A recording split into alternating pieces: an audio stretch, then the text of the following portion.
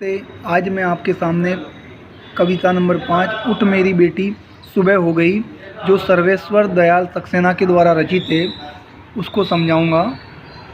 पेड़ों के झुनझुने बजने लगे, लुढ़कती आ रही है सूरज की लाल गेंद, उठ मेरी बेटी सुबह हो गई।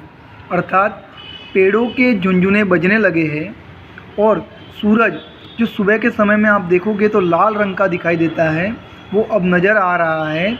तो वो अपनी बच्ची को कवि जगा रहा है कि उठ बेटी, अब सुबह हो गई है, उठ जा।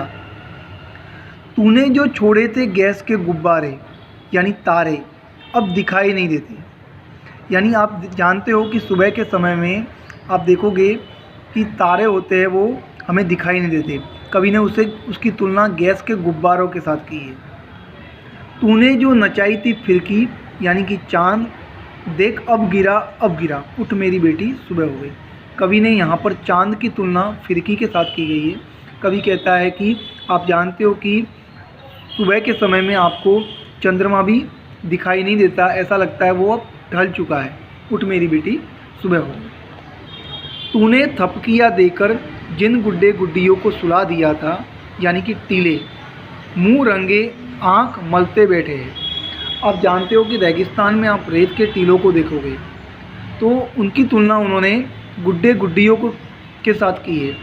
कवि कहता है कि तूने उनको थपकियाँ देकर, यानी कि माता लोई सुना कर कहते पीछे थपकियाँ देती है, वैसे उनको सुला दिया था। अब वे भी मुंह रंग आँख मलते बैठे यानी जग रहे हैं। गुड्डे की जरतारी टोपी उल्टी नीचे पड़ी है छोटी तलैया, बराबर। यानी अब गुड्डे गुड्डियाँ सब उड़ रहे हैं। वह देख उड़ जा रही है चुनर तेरी गुड़िया की झिलमिल नदी। यहाँ पर कवि ने नदी की तुलना गुड़िया की चुनर के साथ की है। कवि कहते हैं कि देखो नदी की चुनर अब उड़ रही है, उठ मेरी बेटी सुबह हो गई। उसके बाद आगे, तेरे साथ थक कर सोई थी जो तेरी सहेली हवा। कवि ने यहाँ पर हवा को सहेली कहा है बिटिया की। तो कह रहे हैं कि बिटिया तेरे साथ जो हवा थक कर सो गई थी, जाने किस झरने से नहाकर आई है, जाने अब वो किस झरने से नहाकर आई है। गीले हाथों से छू रही है तेरी तस्वीर की किताब, देख तो कितना रंग फैल गया है। उसके बाद है, उठ देख बंदर बिस्कुट का तेरा डिब्बा लिए छत की मुंडेर पर बैठा है। यहाँ पर कवि ने धूप को बंदर कहा है। सुबह आप जानते हो कि धूप निकल जाती है, तो कवि कहता है कि देखो बंदर बिस्कुट का डिब्बा लिए छत पर बैठा हुआ है, धूप आ चुकी है, उठ मेरी बेटी सुबह हो गई। अब यहाँ पर मैं आपके सामने प्रश्नोत्तर की चर्चा करूँगा। पहला प्रश्न है अभ्यास का, सुबह हो जाने पर कवि किसे जगा रहा है? तो उसका उत्तर है, सुबह हो जाने पर कवि अपनी बिटिया को जगा रहा है। कवि ने किसे अपनी बिटिया की सहेली कहा है? तो कवि ने हवा को बिटिया की सहेली कहा है। उसने धूप को क्या कहा है? उसने धूप को बंदर कहा है। कवि ने किनको गैस के गुब्बारे कहा है? कवि ने तारों को गैस के गुब्बारे कहा है। सुबह होने का पता कैसे चलता है? सुबह होने पर आप जानते हो कि पेड़ों के झुनझुने बजने लगते हैं, सूरज आकाश में दिखाई देने लगता है, अंधकार जाने लगता है, उससे हमें पता चलता है कि अब सुबह हो गई है। पेड़ों के झुनझुनों के विषय में कवि की कल्पना बताइए। तो कवि ने कहा है कि आप जानते हो कि सुबह के समय में जब सूरज आकाश में दिखाई देता है तब ऐसा लगता है मानो पेड़ भी लहराने लग जाते हैं, उनके झुनझुने बजने लग जाते हैं, उसके ऊपर पक्षी अपनी आवाज़ें करने लग जाते हैं। उसके बाद दूसरा प्रश्न है, तीसरा प्रश्न, सुबह होने पर टीलों की हालत कैसी हो गई है? सुबह होने पर जो रात को सो गए थे टीले, अब वे भी अपनी आंखें मलकर जगने की तैयारी कर रहे हैं।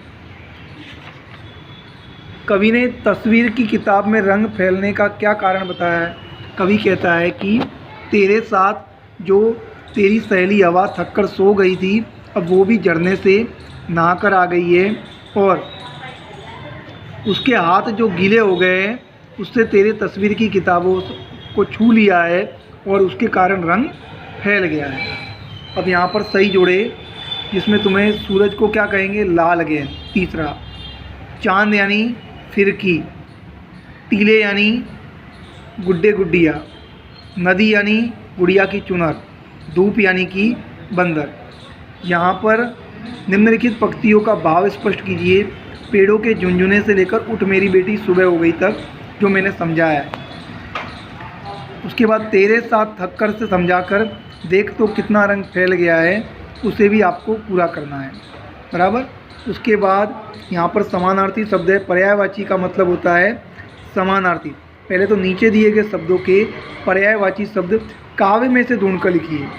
जैसे दिनकर के लिए क्या शब्द का प्रयोग किया गया है? सूरज। दिनकर यानी सूरज। उसके बाद पवन के लिए हवा, प्रातः के लिए सुबह, सखी के लिए सहेली, इन शब्दों का प्रयोग किया गया है। उसी प्रकार यहाँ पर दूसरे में आपको दो दो पर्यायवाची शब्द लेने हैं। सुबह को आप प्रातः भी बोल सकते हो, आँख को नेत्र नयन बोल सकते हो, नदी को सरिता बोल सकते हो, बेटी को लड़की पुत्री बोल सकते हो। इस तरह से आपको करना है। उसके बाद आपको इन शब्दों के विरोधी शब्द बताने हैं। जैसे सुबह यानी शाम, गिरना यानी उठना, नीचा तो ऊंचा, गीला तो सूखा, धीमी तो तेज। उसके बाद समान प्रास वाले शब्द ढूंढने हैं काव्य में से। जैसे गुब्बारे और तारे। इसमें देखो पीछे का शब्द आप देखोगे तो एक जैसा बोलने में लगता है, उसे कहा जाता है समान प्रास वाले शब्द। आया समझ में? तो आपको इस प्रकार से कविता में से ढूंढना है जो शब्द एक जैसे बोले जाते हैं। जैसे फिसलती का देखोगे आप तो लुढ़कती, फिसलती लुढ़कती, दोनों एक जैसा बोला जा रहा है। इस प्रकार से आपको इसे पूरा कर देना है।